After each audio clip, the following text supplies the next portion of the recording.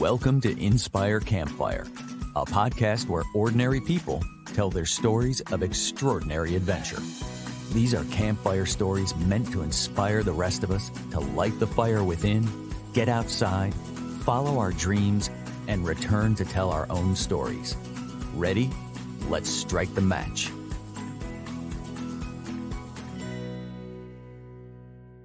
Welcome to the show. I am your host, Scott Wurzbacher, and today we are going to talk about boys and their toys.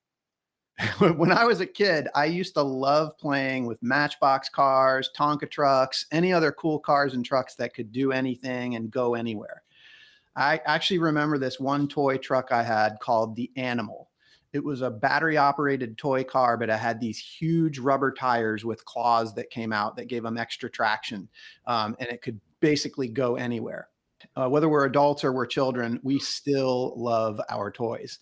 And as kids, we get to use our imaginations to create adventures with these toys. But when we grow up to be adults, we get to turn our dreams into reality, which is the coolest thing. And so our guest today is Will Berkeley. And he knows a thing or two about using toys to create adventure. He is a Charlotte native. His family has been here for many generations. He's the father of four, a general contractor, the owner of Berkeley Construction Management, and he provides business owners with construction management representation.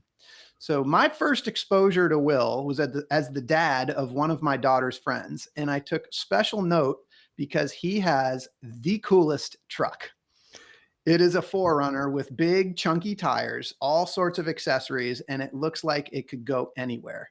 So it's just like the Animal that I had when I was a kid. So as luck would have it, Will and I have become friends. And when he's not building things, he is an adventurer, and he has taken that awesome truck on many adventures through a recreational activity that has been called Overlanding. And he is here today to tell us about that. So with that, Will, welcome to the campfire, my friend. Thank you. It's great to be here. Sat around the campfire with you once before out in the wilderness, and it was great. And I'm grateful to have the opportunity to do it again. We did, man. We went backpacking out in Linville Gorge just a couple of weeks ago and had a great experience. And I got to hear some of these stories firsthand. I'm so excited to share with the listeners. So I want to start just going straight to overlanding, because that might be a term that listeners might not even be familiar with. Can you just kind of give us some context? What is overlanding?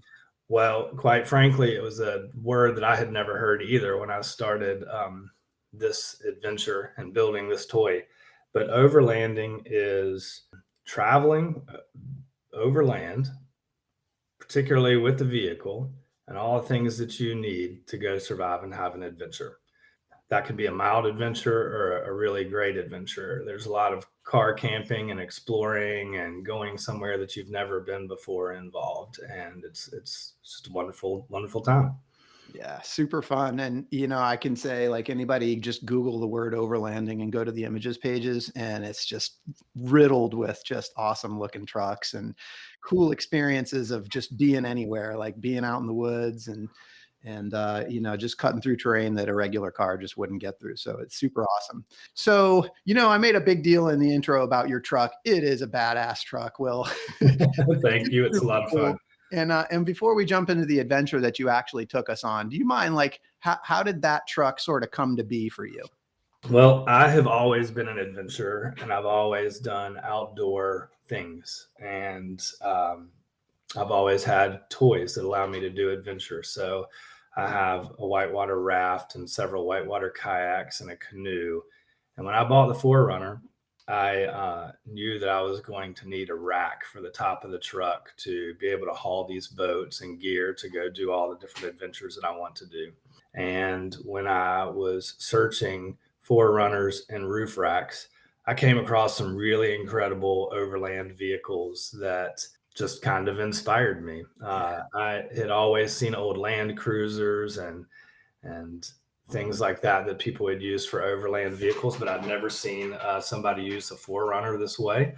And I had one. So it just became a thing. I ordered that roof rack that day, and I don't think I've stopped ordering things to help facilitate adventure with this truck. And just continued to build it, and it became what it became. I love it. So it just started as a 4Runner, and you just started adding things to it. And I remember when we were backpacking together, you were talking about how like you're just not somebody that would typically spend money on a vehicle, but this thing just happened. Yeah, I think I was raised with some really fiscally responsible parents, and Yeah. anybody that was driving around their vehicle with wheels on their car had more money than they knew what to do with, according to some of my Sure, parents. sure. And so I kind of had adopted that mental philosophy that if I had money to buy wheels on my car when I already had perfectly good wheels on my car, I was just kind of wasting money. But I had a unique experience after I had purchased the roof rack. I saw a 4Runner that had some really cool wheels on it that were larger. Yeah. Really enjoyed them, and they were probably, I think they were about $1,200 or something Yeah. for this set of wheels. Yeah. And I was talking to my brother-in-law about it, and he was like, well, let me call those guys. He's in the video production world, and he had done some film shooting for them. He said, I'll call them and see what they can do. And they basically told me that they would give them to me at less than 50% shipped to my door. So they were going to be about $600, which was an incredible deal for that, but still was $600 and a pair of rims when I already had a perfectly good set of wheels on my truck. And randomly, somebody gave me a gift for a thank you gift, and it was $600. Oh man, the universe is conspiring for you. I got it that same day that my brother-in-law said, I can get you these rims for $600. And I got this random check that I didn't have accounted for anything for $600. So it's a pretty easy decision at that point. The universe spoke to you. I love it. Oh man. So I'm sure you could probably tell by the smile on my face, the excitement I have for that truck. But the funny thing you and I had some more conversation about is, this idea, like it is a cool truck. It looks cool.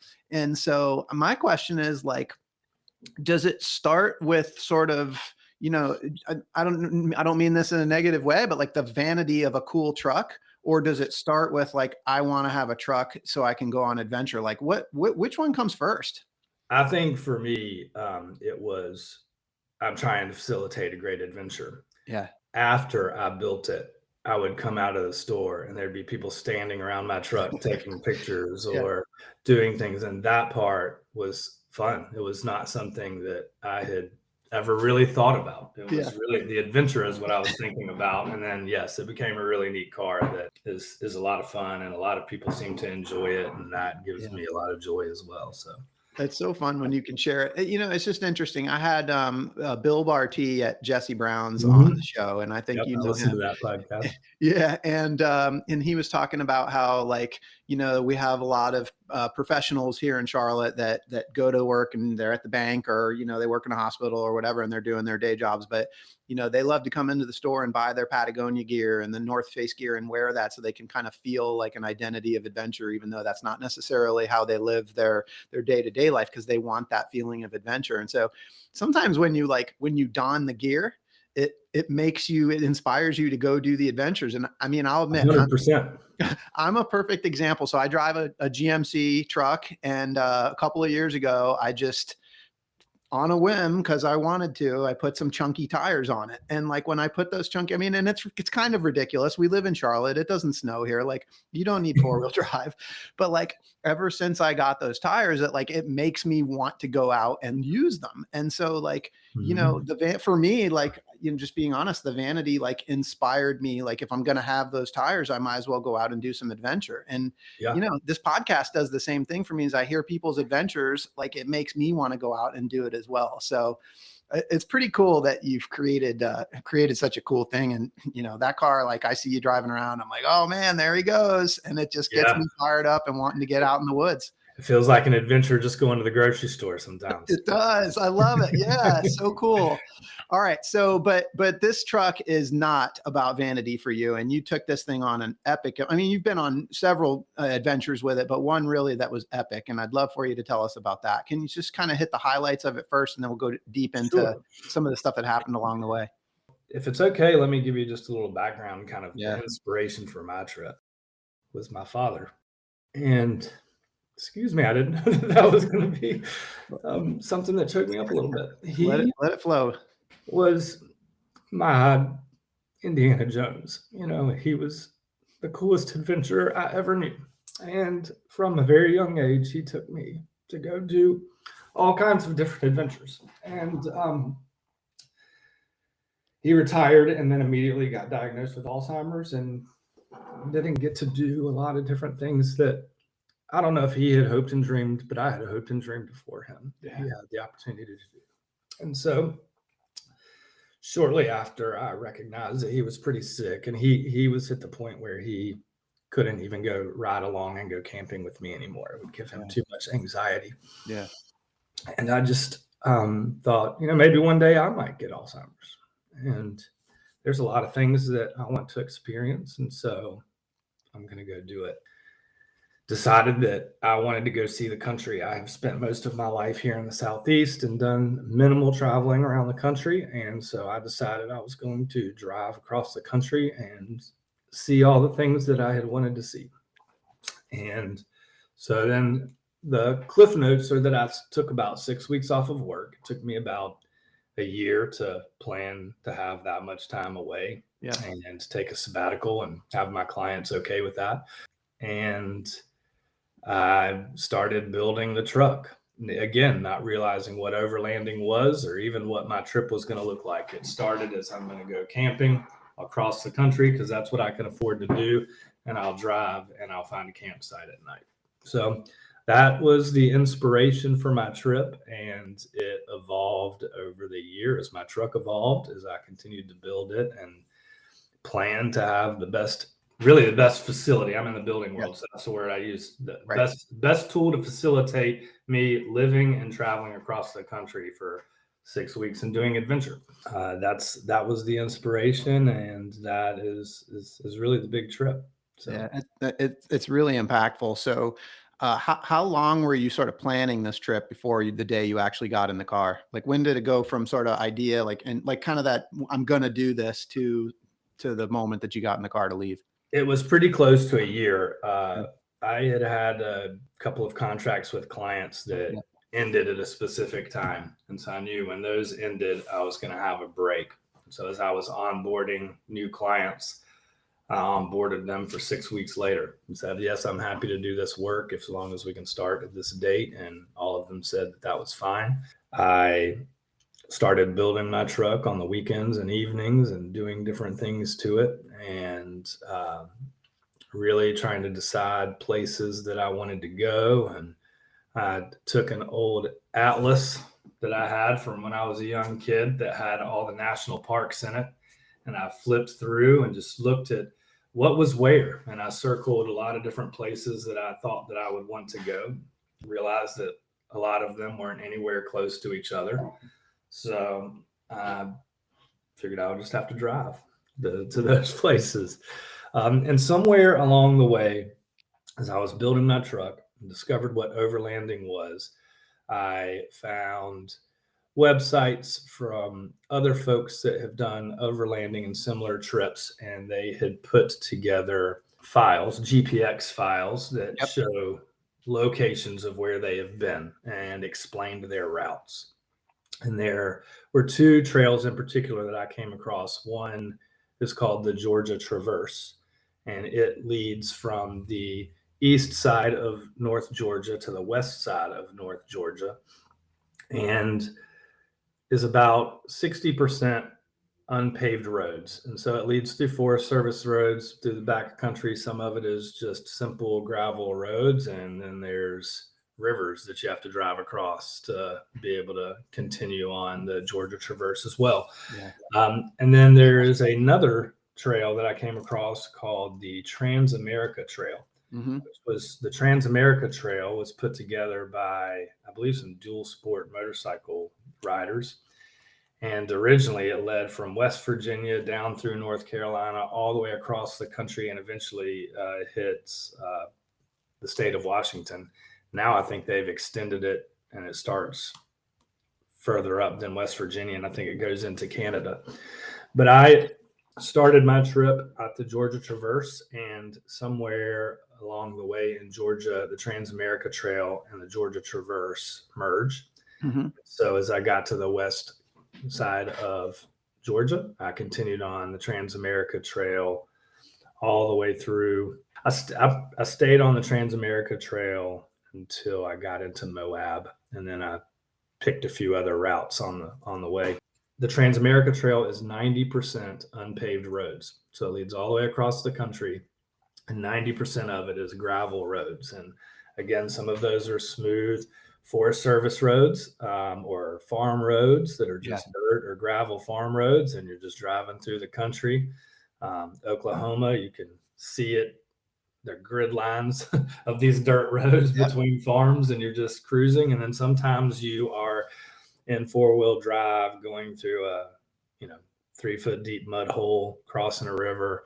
Sometimes you come across a tree that has fallen in your road, and you've got to figure out how to either get around it or remove it. And that was the journey. Why is that so cool, man? Does that just take us back to childhood, or like, what is it about like going through 3-foot mud holes and, having to go around trees, or, you and me had just a very, very minor little taste when we went camping. We had to stop, and there was a log that had fallen across the road, and we had to jump out of the car and move it to keep going up to the top of the parking lot. And I don't know, there's like something cool about that. It's just like, oh, okay, we got to move this obstacle out of the way if we want to keep going. I mean, I think that in our world, there's so many modern conveniences. If a tree falls across the road, there's a public service that comes and takes care of that, usually before you even realize it. There's a gas station on every corner. There's a quick food place everywhere. There's a bathroom at every gas station or quick service place.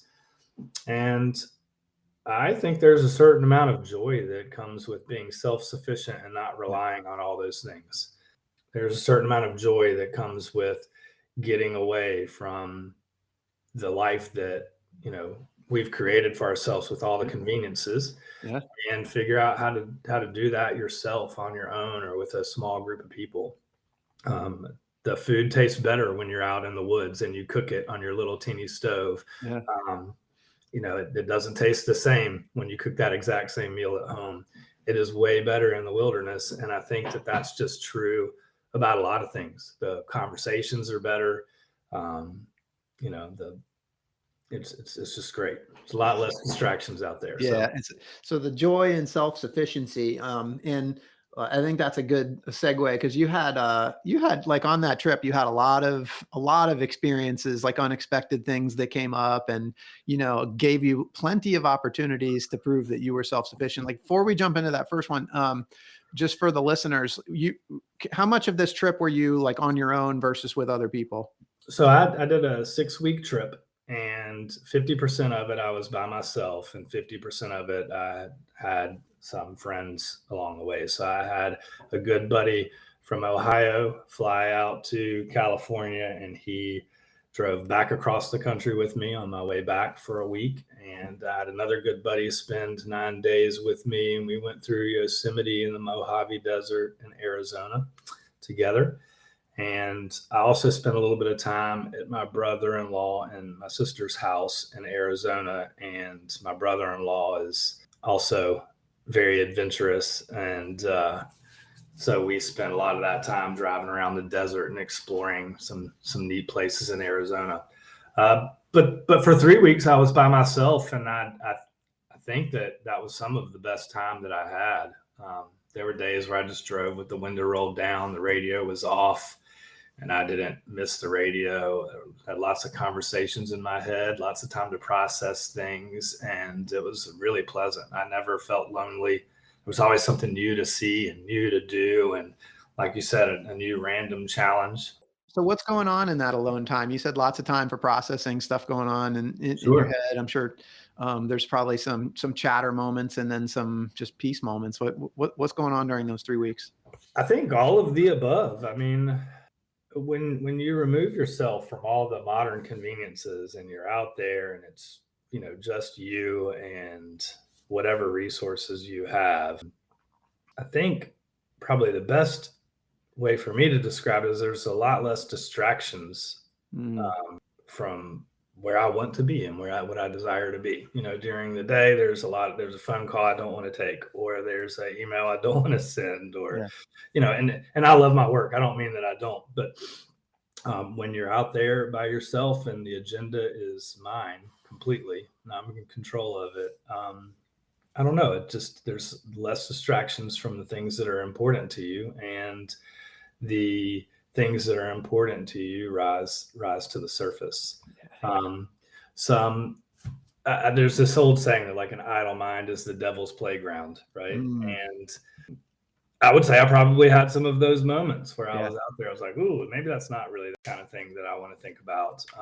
However, most of the time, that mind wasn't very idle. You know, I thought about my children and my relationship with my children and my spouse and my friends and what I wanted to do with work. Thought about the things that inspired me. You know, it was just really good time. Just really good time to get to know myself. Yeah. So I think now just because you let in there is a good time, as good as time to any. Like I'd be curious for you to talk about sort of how like this trip has changed you, like what, and I mean, especially in that alone time, like at the end of all that, especially the alone time, how did Will become different during that time? I think I really appreciated that alone time. I have 4 kids. I was one of 4 kids. I got married very young. You know, there's not been a lot of time for just Will to spend with Will. So this was one of the first times I'd really spent any time by myself. And, you know, you and I talked about journaling and a few other things. I think that time by yourself to process what's going on in your life, the things that you do like and don't like, what made you feel good, what didn't make you feel good, is just super important and makes you a healthier and better person to all the people that you're around when you do that. And so I think that is good. And I'm very intentional about spending time by myself and processing those things. And I'm really working on journaling. Good things that, try to do in my alone time. But I feel like that makes me, when I'm healthier and better, that makes me a better father and a better friend and those things. So, you know, it's just really understanding me and what makes me work. And I'm an evolving person, so that changes. Yes, we all are for sure. So, all right, well, take me to Arizona, because I think that's where the story that I most loved on our trip. Take me to Arizona and tell me about some of the adventures you had in your truck. Well, I think I'll just get right to it. The thing we're talking about is on my trip, there were lots of incredible experiences. I came across a tree that was down across the road, and fortunately I had a chainsaw, and I had to spend a couple hours with a random gentleman that I met in the woods doing that. But all right, hold on, time out, because I got for the listeners, like, this is overlanding, right? Driving across country with a chainsaw, right? Yeah. Most people don't keep a chainsaw in their truck, but that's what overlanding is about. I think that now this is one of those opportunities where it was less about facilitating adventure and more that I wanted a cool chainsaw. Yeah. But as I went through an overlanding checklist, chainsaw is one of the things that was on the checklist, and I really wanted a chainsaw and had some tree work to do. So buy a new chainsaw. And I do have to say, you know, people look at my car and I have all these different tools and things. I used every single thing that I purchased, including the chainsaw, cutting down a tree. But back to Arizona. Yeah. I went to Arizona to visit my brother-in-law. And I also, at this point in time, had one of my best friends, Brian, with me. And both of these guys are adventurers as well. They've been doing adventures their entire life. My brother-in-law is in the film industry and has made some films about adventures. And then my other good friend and I have done tons of adventuring, kayaking, and rock climbing together. And he is a paramedic and a flight medic. So I had a really great team of people with me that are very adventurous. Also, I felt really safe. You know, I had really good medical professionals and as well as other resourceful folks with me. And we went to drive up. There's a pretty famous trail called, I think it's called the Back Road to King's. It's King something, King Crown King. That's what it is. There you go. It's the Back Road to Crown King. And it is an off-road trail that's pretty assertive to drive up. And we drove up, and when you get to Crown King, there's a small town that has another road to get to it, but even the mailman has a 4-wheel drive vehicle that delivers mail up there. It's a small community.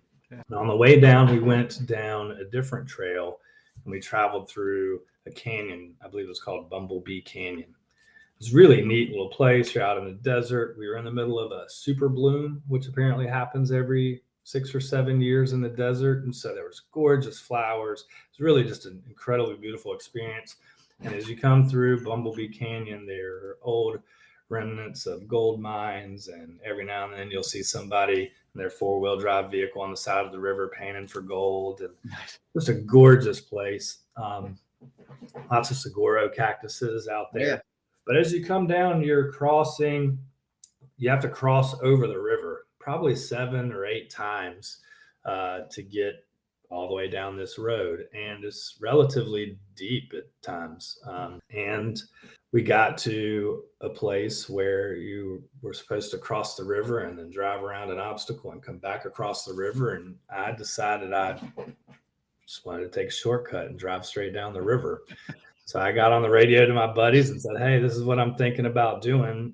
What do you guys think?" And they were like, "Oh, we 100% support that decision." So I turned and started driving down this river, and it got deeper and deeper, and the water started to come over the hood of my vehicle, and then it started to come back up, and I was like, great, I'm doing just fine. And all of a sudden I just felt the bottom of the river get really soft, and the truck just kind of sunk right in and was not going anywhere.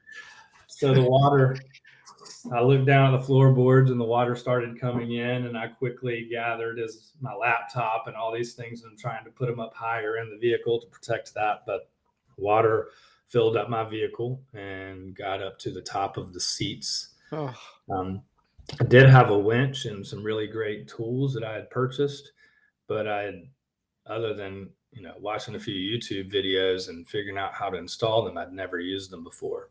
Yeah. And my winch was underwater because my bumper was underwater. And you said you had radioed your buddies. So they're on, I think you said they're on like ATVs or something. Yeah, my brother-in-law has a Razor, which is a large ATV, and we had some ham radios that we were using to talk back and forth to each other and communicate. At this point, they were standing on the side of the river with their mouths open. My brother-in-law was like, "You just better get it through your head that you just turned your car into a $60,000 paperweight." And, I guess when your vehicle's in the middle of the river and you're in the middle of the desert and you're 10 miles away from a paved road, you can either sit there and cry about it, or you can start to do something. And fortunately, between me and my buddies, other than my brother-in-law talking the trash through the process, everybody was about the task at hand. Yeah. And we figured out, it took us about an hour and a half, but we did eventually get my truck out of the river. And so what did it take? How did you have to do that? So you're in the desert. There's not really many trees in the desert. And we were in the middle of a river, and there weren't very many rocks. So there were not very many things to attach my truck to pull it out. And the Razor ATV was not something strong enough to pull it out. So we found a few small rocks and hooked the winch up to it. First moved a few rocks instead of moving the vehicle. Yeah. But eventually we got it and moved, and we had to kind of reposition the winch attachment a few times, and we got it so that 3 of the 4 tires were out of the river and the water was draining and the car wouldn't work anymore. Was very grateful that the battery continued to power the winch. Yes. The underwater winch. But we got it out, and I ended up spending the night in the truck in the middle of the desert while my buddy and brother-in-law left. They came back the next day with a Jeep that my brother-in-law had borrowed. And in the middle of this, I was like, let's just call a tow company. We're out here in the middle of nowhere. I was prepared to just pay whatever to get my truck out of there. And my brother-in-law was like, absolutely not. we're doing this ourselves. We will get this out of here. So we showed up the next day with a Jeep, and we were able to tow it about 10 miles until we got to paved road. And it was some pretty aggressive four-wheel driving. Did you have to go back through any rivers? I did not have to cross any more rivers. I don't believe. If we did, there was maybe a small shallow area. Yeah. There were definitely areas that were like just up and over, and you're being towed. And one place where we were coming down this big bumpy hill, and because my truck didn't work, I didn't have power brakes, so I'm standing on the brake pad with to both feet as I'm going down, just hoping that I don't run into the back of the Jeep. But we got it out, and we put it on a U-Haul trailer and took it to a shop in Arizona, in Phoenix, and they flushed all the fluids, which fortunately did not have any water in it, which is a really great sign. And they replaced one fuse, and it cranked back up, and everything was great. Amazing. It was amazing. So I think I spent about $800 or so at the shop in Phoenix. And then we took the car back to my brother-in-law's house, and we had a carpet shampooer where we sucked as much moisture as we possibly could out of the seats, and repacked and reorganized all the stuff in the truck, and then got back on the road to head to LA to drop my buddy at the airport. And as soon as we got into the middle of the Mojave Desert, I was going 70 miles an hour. There's no car around, and I have no phone signal. My car just died. It just shut off, and I'm just coasting down the highway going, what am I going to do now? So, I thought I had the challenge and the adventure resolved, and it continued. And so we were in the middle of the desert. I had no phone signal with me and my buddy, who had a flight 6 hours later. And I hitchhiked east about 30 miles to a U-Haul that happened to have a truck. I actually got picked up on the side of the road by a gentleman who is a subcontractor for U-Haul, and he repaired their vehicles. And so he had a computer in his car that allowed him to look up and see where vehicles and trailers were available. Wow. Yeah. So I don't know how you get that fortunate when you're in the middle of the desert, but really great guy. And he drove me, and I rented a truck. My buddy got some phone signal, called a tow truck to take my car 45 miles the opposite direction to a U-Haul location that had a trailer. And they showed up with a tow truck and tried to pick up my truck, and my truck was too heavy for the tow truck. So he had to get a different tow truck, got it to the U-Haul place. I drove there. We loaded everything up, put it on the trailer, and headed to LA. And we missed his flight, of course, but we did still get to LA that day. The adventure continued. The folks in Arizona had said that if they replaced my computer, it was going to be a couple of grand.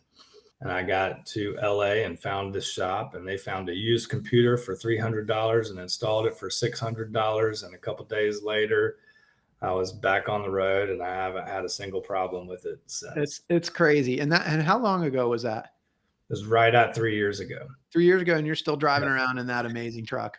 Yeah. And it's amazing, but if you go up and you look at it, it is scratched up. It's dented up. Yeah. But those are war wounds, man. Those are awesome. I love every single one of those scratches and dents. I've earned them, and they all have their own little story with them. Every single one. So one thing, when you were telling me the story, when we were backpacking, like, you created this visual for me.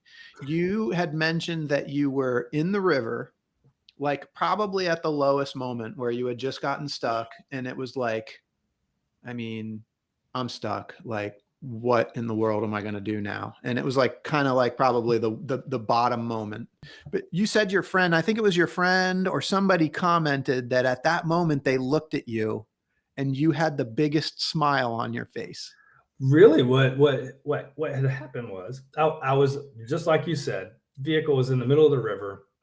I had taken my boots off because I had leather boots on, and threw them on top of my truck, and I'm barefooted, and I'm standing in the middle of the river. And my brother-in-law is in the film production industry, and he takes a camera everywhere he goes. And he was getting great footage. So we've got great video footage of me sinking my truck. And in the moment where he was telling me that I better get through my thick skull, that I just turned my truck into a paperweight, he was taking some pictures, and he took a picture of me.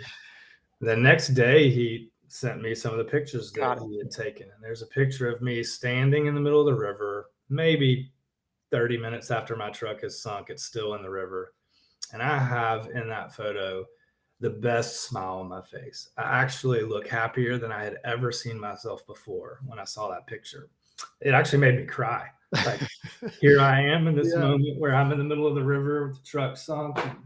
Man, I was just completely happy being out in the wilderness with great friends, doing something challenging together, figuring out how to make it happen on our own. And we did. We were completely successful, if you're willing to call a sunk vehicle in a river successful. It is one of the best days of my life. I had such a great time.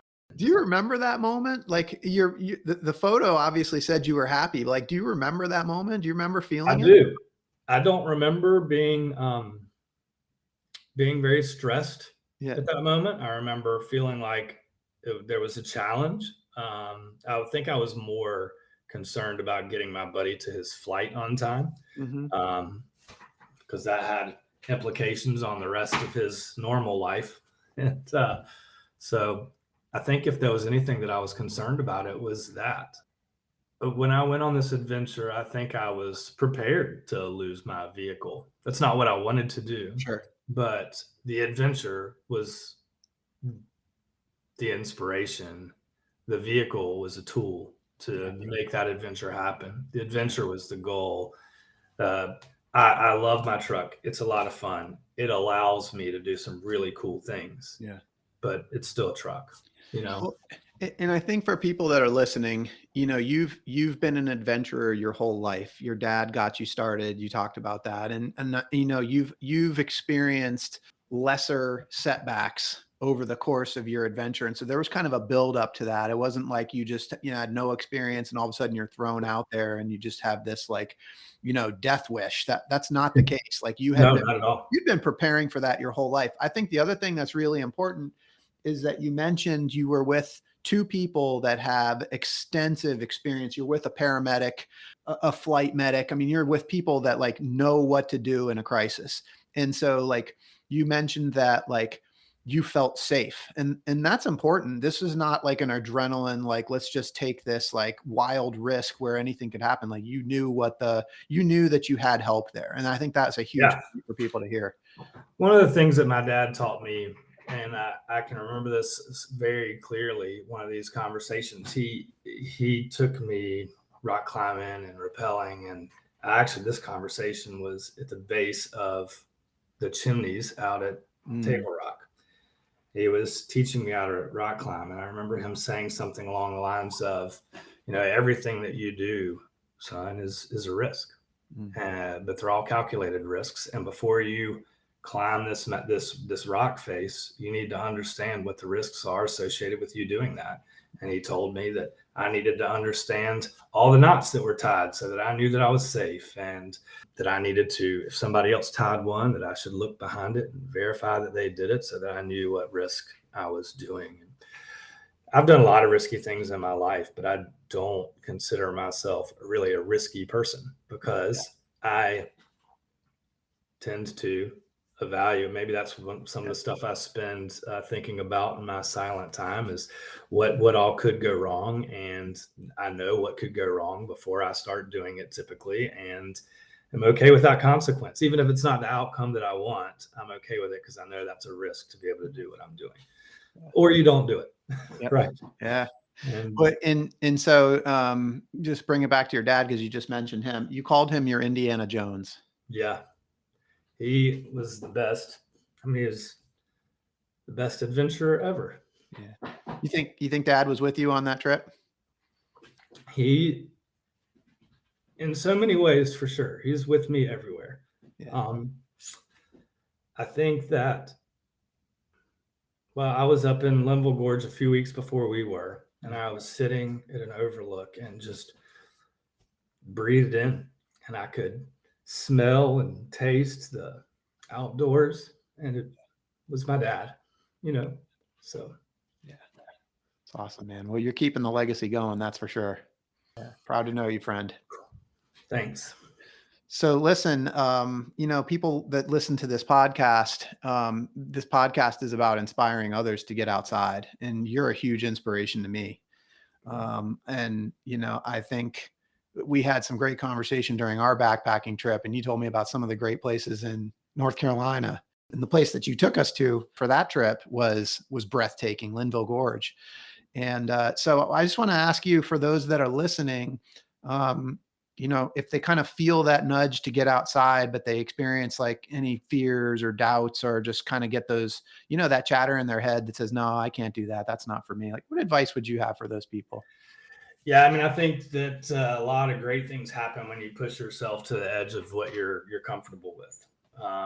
When you take yourself out of your comfort zones, really are the times that you develop character and really just kind of, you learn a lot through navigating through challenges. And I would say that when you go on these adventures, there's a series of challenges. Sometimes it's discomfort of being cold or your legs being tired or whatever it is. But there's something about pushing through those things and knowing that you're a very capable person that is incredibly rewarding.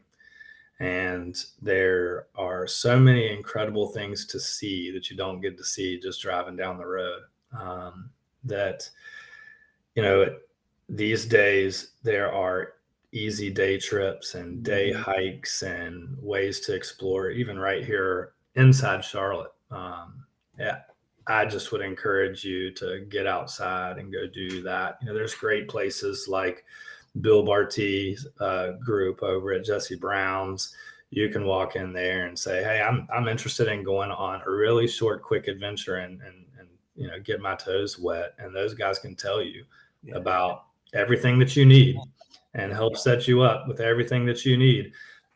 And you probably already have the majority of the things that you need, because it doesn't really take much. And I just would say, go out and do it. So many great, wonderful things to go see that we don't get to experience driving around town.